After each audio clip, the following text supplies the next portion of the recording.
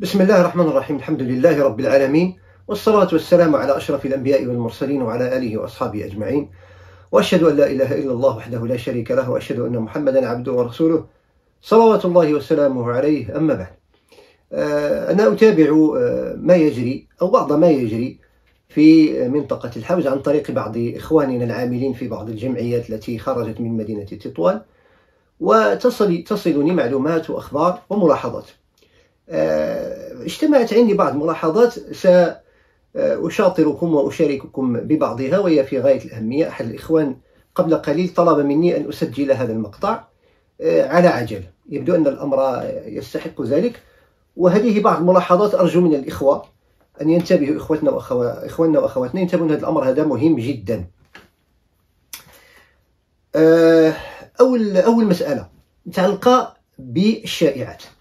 هناك شائعات حول أن هناك تبذير من طرف سكان المنطقة لما يصلهم من المعونات، وأنهم لا يحسنون استعمال تلك الأعطيات ولا يحسنون تخزينها.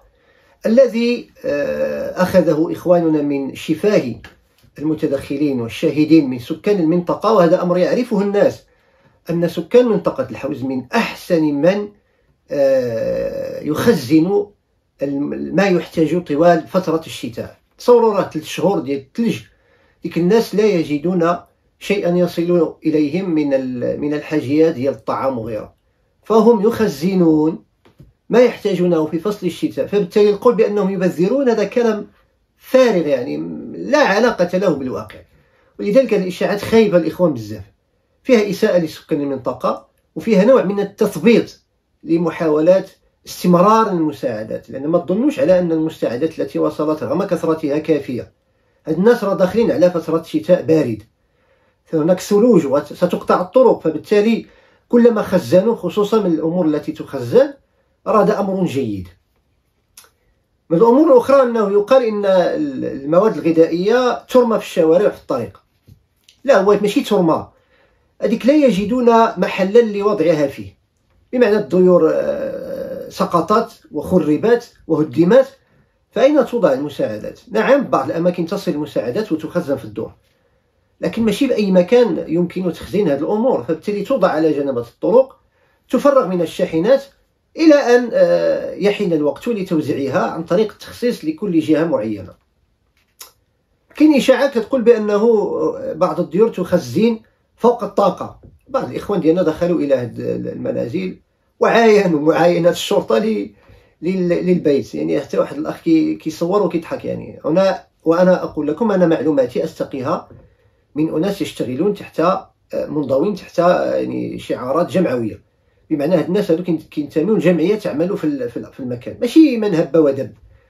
الناس فعلا هبوا لنجدة إخوانهم، لكن يبدو والله أعلم أن هذا الأمر هذا سيخرج عن السيطرة، لأن الناس صاروا يتعاملون بهذه المسألة بمنطق آخر مختلف، وهو أنهم كيطلعوا في النزهة. هذا الأمر هذا يحتاج إلى تنظيم وإلى تنسيق، خاصة مع سكان المنطقة ومع السلطات. فبالتالي أحسن من يقوم بهذا الأمر هذا هما جهتان: الجمعيات والسلطات العاملة في المكان، بدءا بالمدينة مراكش ونواحيها وانتهاء بتلك الدواوير. فبالتالي إذا أردتم أن تتعاملوا، حتى الإخوان اللي كيطلعوا بالسيارات أو بمساعدات بعيدا عن الجمعيات، إذا وصلوا إلى المدن، مدينة مراكش ولا غيرها، ليسلموا هذه الأمور هذه إلى الجمعيات، لأنها هي الجهات المخول لها بالتعامل المباشر والقانوني مع السلطات ديال البلد، سواء كان الجيش ولا الدرك الملكي ولا غيرهم. هاد الناس هادو الإخوان الذين يشيعون هذه الأخبار، يعني لا تأخذوا أخباركم إلا عن جهات موثوقة.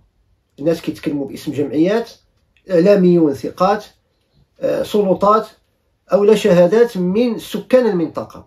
غير هؤلاء اللي منتشرين في الفيسبوك ولا تعرفونهم، لا تأخذوا منهم معلومة، وإلا تقع فتنة وتثبيط للعمل هذا الذي وضعت له خطة معينة، ولا زالت الخطة تتحسن وتراجع، خاصة تحت إشراف السلطات. هادشي راه ما فيهش اللعبة الإخوان، راه الناس عندهم برامج مدروسة وفق معطيات دقيقة، فما يجيش أي واحد يبدا يدخل في هذا الشغل هذا ويخسره. يمشي إلى النقاط اللي هي تجمع فيها هذه المعونات، حتى تستطيع الجهات اللي هي موكلة إلى هذا الأمر أن توزعها بطريقة حسنة. راه حتى الإخوان ديالكم الجمعيات عندهم اتصالات وعندهم ترتيبات وعندهم خطط وبرامج كيمشيو عليها نسق خاص يعني. أما الناس اللي طالعين وكانوا بغاو يوصلوا بيدهم من الدواوير سيصعب الأمر، مسألة راه ماشي سهلة. فما تضيعوش هذه المؤن هذه، وما تضيعوش فرصة أن تصل المؤن إلى أصحابها، وخليوا الأمور تمشي وفق التدقيق وبرامج موضوعة بإحسان، عشان أن نوفق جميعا الذين يسعون في هذا الأمر إلى أن تصل المعونة إلى أصحابها وأن تحقق المراد، خاصة بعد غدوز هذا فصل الشتاء الخريف والشتاء بخير، غنكونوا ديك الساعة نجحت العملية كلها.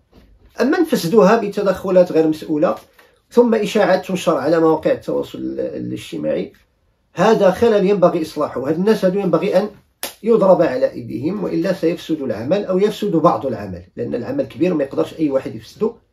الله سبحانه وتعالى إن شاء الله هو الذي تولى الأمر. فهناك يعني أمور أخرى لا أحب ذكرها الآن، لكن هذا ما طلبه مني إخواني العاملون في تلك الدواوير من المنتمين إلى الجمعيات من مدينة تطوان. أنا دوري أن أوصل لكم هذه الملاحظات، فأسأل الله سبحانه وتعالى أن يوفق الجميع، والله سبحانه وتعالى من وراء هذا كله موفق إن شاء الله تبارك وتعالى.